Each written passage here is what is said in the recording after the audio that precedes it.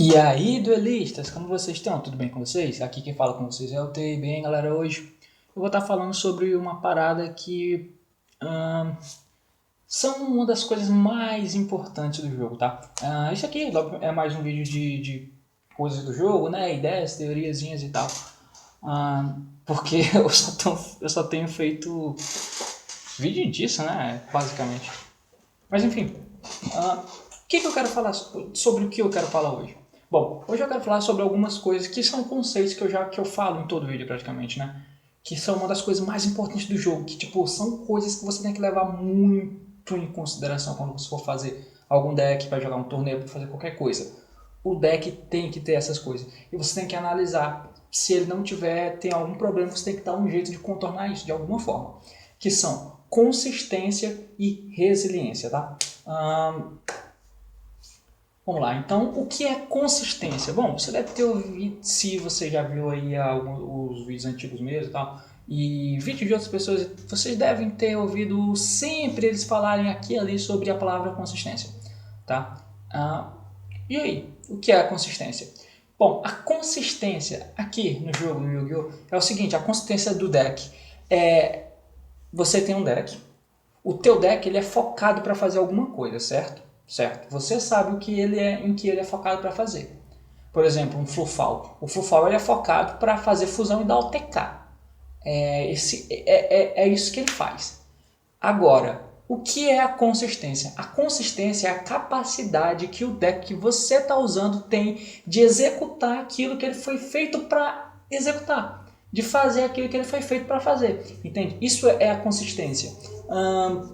O Flufal, como eu acabei de falar, ele é um deck feito para fazer fusão, para matar campo do cara e dar o TK.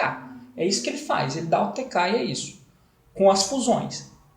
E aí você pega um deck de Flufal. Ele faz isso com facilidade? Ele faz isso normalmente? Ele consegue fazer isso com frequência? Tipo assim, muitos jogos, a maioria dos jogos e tal. Ele consegue. Então, assim, ele tenta fazer, né?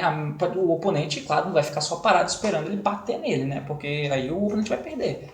Mas ele consegue fazer. Se o oponente não tiver nada reativo, ele vai matar o cara, com certeza. Tipo, praticamente todos os jogos em que o cara começar jogando, for primeiro, fazer alguma coisa que não seja tão interativa assim, né, que não atrapalhe tanto, e o cara e passar pro jogador de Flufal, ele vai conseguir fazer as funções dele, ele vai dar Tiger matando um monte de bicho, ele vai dar, se o cara tiver bicho que ativa efeito quando é destruído, ele vai conseguir fazer o Frightful Kraken, né, que é o que lançou agora, que manda o bicho pro grave e não destrói, e aí depois ele pode vir de Frightful Wolf e fazer o Frightful Wolf batendo 3 vezes e tipo, já mata, sabe? Basta bater 2 vezes, porque o outro bate 2 vezes também, o crack, então. Então, tipo, dá pra entender? Ele consegue fazer aquilo que ele tem que fazer. Isso é consistência. É você fazer um deck para determinada coisa e o teu deck conseguir executar aquilo na maioria das vezes com uma grande frequência, tá? Isso é a consistência do deck. Pode parecer idiota eu estar falando isso aqui, tipo de você fazer um deck para fazer alguma coisa e o deck não ter a capacidade de fazer aquela coisa, mas acredite, tem decks que não conseguem fazer aquilo que são feitos para fazer com tanta frequência, que brincam mais do que deveriam. O ABC é um exemplo disso. O ABC ele é um deck do formato passado, né? Formato pré-hate, que depois que lançaram o ABC, ficou o formato com ABC e Metalfall e GG. Era isso aí. E Paleozoic, né? Paleozoic. Agora que o Zodiac chegou, o ABC não está mais jogando, porque ele não consegue jogar. Mas, tipo assim, lá atrás já tinha gente que percebia isso. Tanto que, tipo, você podia ver em algumas montagens de decks que eram feitas de uma maneira, de maneiras bem diferentes, para tentar contornar essa falta de consistência que ele tinha. Porque ele brincava mais do que deveria. Então, tipo, muita gente fazia muita experiência. Eu via Vagabundo colocando 3 Gold Gadget, o Silver também. Aí usava 3 letras, 3 de cada letra, né? 3A, 3B e 3C. Aí 3 Terraform com 3 Junior Hangar, que é óbvio, né? E tipo, Photon Trash, 3 Photon Trash e tal. E tipo assim, às vezes isso não era suficiente para ele conseguir fazer alguma coisa. Porque ou as outras cartas não ajudar, porque tipo assim, é meio que você usa muito de alguma coisa que você precisa, você abre espaço para usar essas coisas. Então, se você abre espaço para usar essas coisas, você abriu mão de outras, certo? E algumas vezes no ABC, você usando 3 letras, 3 Gold Get, para você conseguir fazer Tsukuyomi, descartar e fazer ABC Buster. E se você faz isso, você tipo, meio que abre mão de defesa, porque geralmente quando você quer deixar um deck muito mais consistente, você abre mão de defesa. Porque em alguns decks não dá para fazer as duas coisas.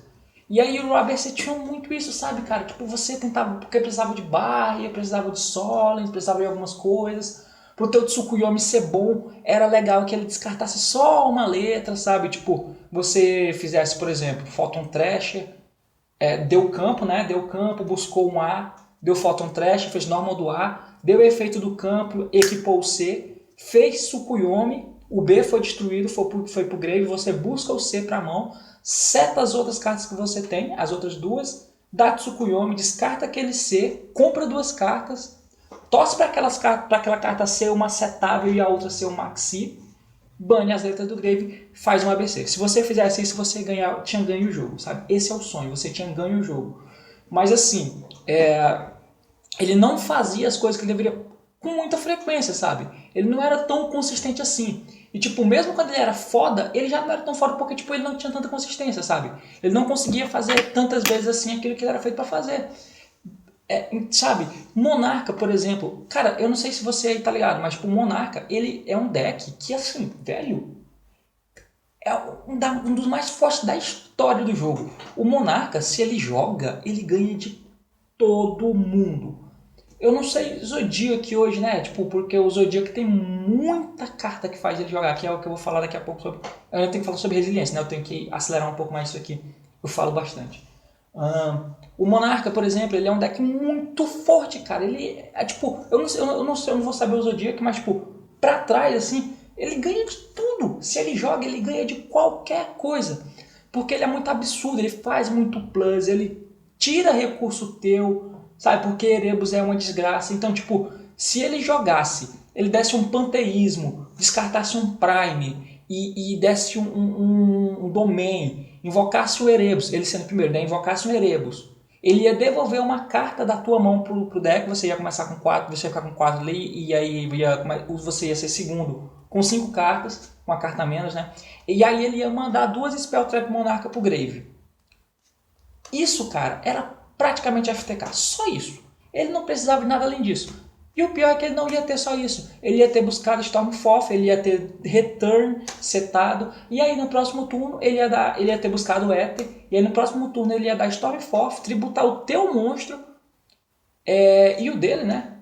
Podia ser a Prime do Grave, e aí ia trazer Ether ia trazer um Kurais, por exemplo, que podia destruir alguma carta tua, sabe? Então, ele tinha essas coisas mongoladas. Então, tipo, basicamente, se você tomasse Erebus, Panteísmo e Erebus Domain no primeiro turno, você perdia. Era FTK, assim, basicamente. Perdeu.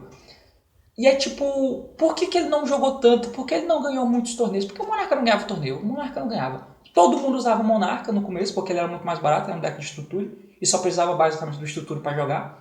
E ele não ganhava torneio. Por quê? Porque ele era inconsistente. Esse era o motivo. Tipo, se ele fizesse isso, ele ganhava de todo mundo. Se ele fizesse lá panteísmo, campo, Erebus, tirando o lado da tua mão e mandando Prime pro Grave, ele ganhava praticamente. A questão é que ele não fazia isso com tanta frequência. Tinha vezes que ele brincava. E aí eu vou pegar o exemplo do próprio Monarca para eu puxar um gancho pro próximo tópico, que é resiliência. E agora eu vou tentar falar de resiliência puxando o Monarca também. Porque o Monarca ele era um deck inconsistente e não era tão resiliente assim. Ele não era resiliente, sabe? Tipo, se ele começava. E agora vamos lá, o que é resiliência? Resiliência meio que é a capacidade do teu deck de voltar no jogo. Dele conseguir sair de uma situação adversa. É isso. A resiliência é a capacidade do teu deck de sair de uma situação adversa. Basicamente de voltar no jogo, sabe? O teu cara, o teu oponente fez alguma coisa lá e tal, ele conseguiu lidar com a situação, e aí ele passou para você e você está em desvantagem. Qual é a capacidade do teu deck de se recuperar? Você provavelmente não vai ter tantas cartas assim. E aí, tipo, qual é a capacidade do teu deck de se recuperar com isso? Teu deck vai gerar muito recurso, vai gerar o suficiente ou você simplesmente vai quitar do jogo? Então, isso é resiliência, tá? Se o teu deck, o teu deck tem que conseguir voltar, cara. Se o teu deck não consegue voltar no jogo, ele tá. É complicado jogar formato, sabe? Porque, tipo, é complicado. Agora, deixa eu só dar um exemplo de resiliência aqui no Monarca. Bom, o Monarca era assim: se você. Ele geralmente ia escolher ser primeiro. E aí ele ia fazer todas aquelas coisas. Tem um bichinho que é muito bom no Monarca que se chama Edia. Depois vocês procurem, eu não vou, nem vou colocar porra nenhuma na tela. Que era a Edia. Que você dava o normal dela ou special, tanto faz. Ela é muito absurda. E aí você trazia o Eidos do deck. Então, tipo, você gasta o normal summon na Edia e ela traz o Eidos do deck em defesa. O Eidos ativa efeito e você pode fazer um summon extra. Tá? E aí, isso aqui é que deixava possível ele fazer um tributo summon bom no primeiro turno, se ele não tivesse o domain. Não, ele precisava ter, né? Porque, tipo, senão ele não ia conseguir fazer tributo. Então ele precisava pra caralho da idea, tá? Então, por causa disso, foi uma carta foi inserida no metagame, que é o Effect Veiler. Ou coisas afins, né? Mas o Veiler é o melhor, né? O Veiler, porque tipo, o cara dava normal sumo da idea. Ali você já via que você ia perder o jogo, que você ia tomar um FTK, que você ia tomar Erebus, que você ia tomar a porra toda. Então, na hora que você via a Edia e o cara falava efeito, você ativava o Veiler, dando alvo na Edia. Negava a Edia. Pronto. Aquilo ali era suficiente para o cara passar o turno. Porque o deck dele não era consistente o suficiente. Ele não conseguia fazer mais nada. Na maioria das vezes. Às vezes, tipo, o Ghost Ogre também estava meio popular na época. Às vezes até o cara, para escapar, ele tinha um domain, ele dava domain, mostrava um Erebus. Aí ele dava normal sumo do Eidos. Porque o Eidos, quando ele é invocado, você pode fazer um sumo extra. Então, tipo, você invocaria o Eidos e invocaria o Erebus, que você diminui o nível da mão. E aí, se você desse, o cara invocasse Eidos, e aí ele ativava o efeito, você desse Ghost Ogre e destruísse o Eidos, pronto, ele passava o turno. Entendeu? Era assim. E aí, tipo, depois disso, você ia fazer a tua jogada, você ia bater nele. Não sei se você ia conseguir dar o TK, porque o campo dele ia estar vazio, ou ia estar com a Edia em ataque, com 800 de ataque. O Monarca não usava defesa, traps, porque o deck já era inconsistente, e como eu falei daquilo, que tipo, às vezes você tem que abrir mão de defesa para dar um mínimo de consistência pro teu deck. O Monarca não podia usar defesa, e ele não podia mesmo. E ele tem uma engine muito grande, tá? Ele tem uma engine muito grande e ele não podia usar defesa pro deck dele poder ter a possibilidade de rodar. Então, tipo, isso tudo somado fazia com que se você tomasse alguma coisa ali na idea, você perdia, maluco, tá ligado? Você perdia a porra do jogo. Porque o teu deck não ia ter consistência suficiente para fazer outra coisa para você jogar. E aí, se você não fizesse, você passasse pro oponente, o oponente ia fazer vantagem em cima de você. Se ele não te matasse, ele ia estar muito protegido, porque aí ele seta um Solemn Strike, um Solemn Warning, alguma coisa do tipo, um Killstrap Hole que estava jogando na época. E aí, o que você vai fazer?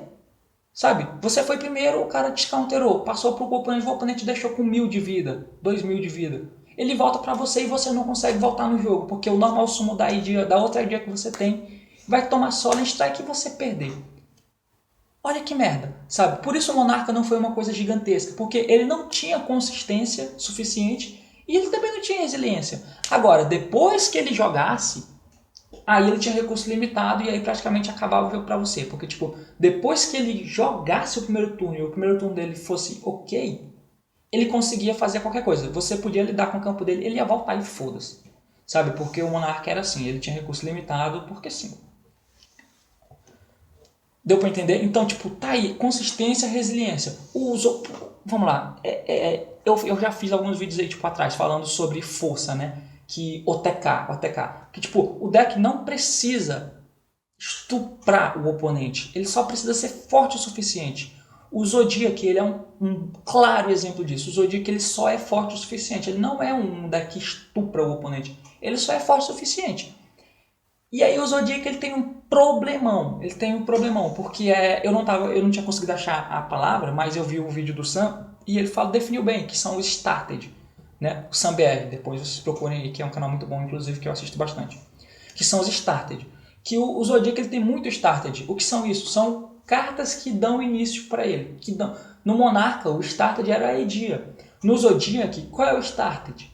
O Marmorate, que é o rato. Agora, quantas formas de chegar nesse Marmorate você tem? Cara, agora você tem 15. 15 formas de chegar no Marmorate. Você tem 3 Marmorate, contei, 3 tanks, 3 barragem, já são 9, 3 Terrotop e 3 Balbabum. Tudo bem que se você usar Balbabum, você não vai usar Terrotop. O Balbabum não lançou aqui ainda, né, eu acho, mas tipo, você vai ter em breve. E por que eles são bons? Por que eles são Marmorate? Porque eles viram Invoker e o Invoker traz Marmorate, tá? Então, tipo assim, você só precisa do Marmorate para começar a jogar, mas você tem 15 formas diferentes de chegar nele. E isso é muito injusto. Fora a quantidade de cartas que ele compra. Ele compra... Agora, no primeiro turno, ele compra 3, mané. Ele só precisa de uma dessas cartas que eu falei para começar a jogar. E ele compra 3 no primeiro turno. Esse é o problemão do Zodiac. Porque tipo, ele vai ser forte o suficiente. Porque ele vai ter Drança no campo te atrapalhando. Ele vai ter o Invoker, o Emerald lá, né? 1600, 1800 de ataque, foda-se. Mas o que ele vai ter atrás de Trap, esperando pra comer o seu cu, vai ser impressionante. Tipo, muito forte, sabe? Muito forte mesmo. Assim, não muito forte em termos de ataque. Porque tipo, é um problema que as pessoas têm. Vantagem ganha jogo, cara. Vantagem ganha jogo. Muitas vezes, e eu penso até que na maioria delas, é muito melhor você fazer uma vantagem do que você dar um dano no oponente. Se você tivesse que escolher entre eu pegar uma vantagem pra mim, tipo, de uma forma que eu interaja com o oponente, atrapalhe ele e tal, ou me dê um follow-up muito forte, é muito melhor do que eu dar, sei lá, 1000 de ataque no cara, por exemplo. Eu já vi gente, tipo, fazendo no tempo do BA, fazendo coisa pra trazer um Dante sem material do Grave, né, em ataque, e ele podia ter, e aí ele escolheu ficar com 2 Dantes no campo, ao invés de ter uma Beatrice, porque ele gastou o BA que ele descartaria para fazer a Beatrice para trazer esse Dante do Grave, por exemplo. E aí, tipo, mesmo que esses 2 Dantes batam direto e um deles tenha me dado 3, você ia dar 2.500 com aquele, 1.000 com o outro, você ia dar 3.500 de dano. Era infinitamente melhor você ter descartado o BA e trago a Beatrice, cara. Porque a Beatrice, ela é muito forte, ela ia te dar vantagem, tá? Ela ia te dar interatividade. Mesmo que você não tivesse trap. E tivesse, foda-se, era uma interatividade a mais. Você podia guardar as suas traps, sabe? Então, muitas vezes, vantagem é melhor do que você dar dano. Porque, tipo, jogos são ganhados na vantagem, cara. Jogos são ganhos na vantagem, sabe? E, tipo... Então, aí é um conceito bem importante que eu quero que você leve em consideração, que é a consistência e resiliência.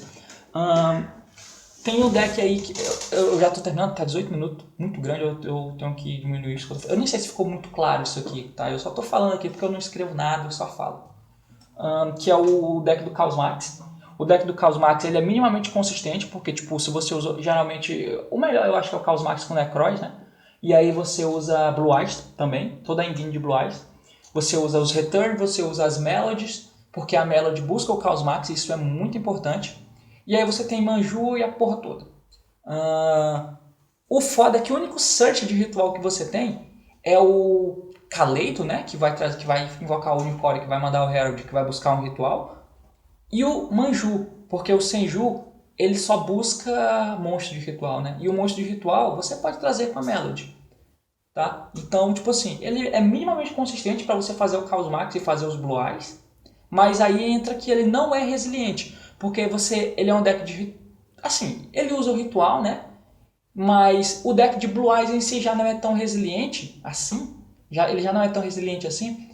Com o Chaos Max, você abre mão de muitas cartas para pôr esse Chaos Max, porque tipo, você troca a resiliência por força, basicamente. Porque ele tem um mínimo de consistência. A questão é, se você toma alguma coisa no Chaos Max, você perde.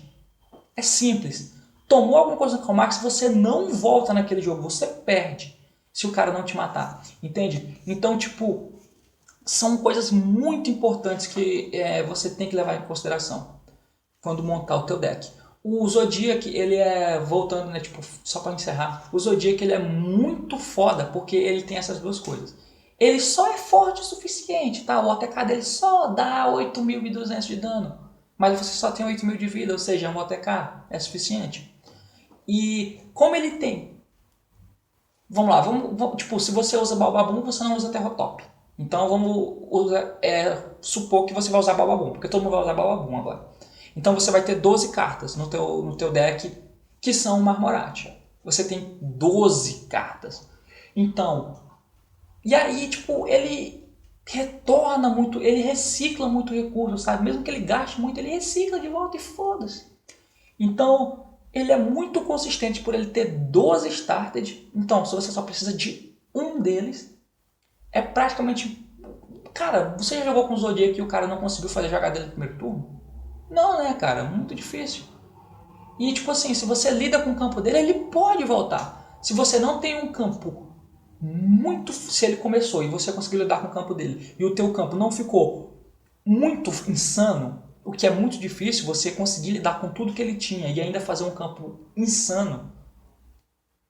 Ainda é tipo, se você fizer só um campo forte, cara, você vai tomar tudo de novo, porque tipo, ele só precisa de uma carta. Sabe? A draw phase dele é muito importante, porque tipo, mesmo que você esgote tudo, ele pode comprar uma barragem e pronto, vai voltar tudo de novo.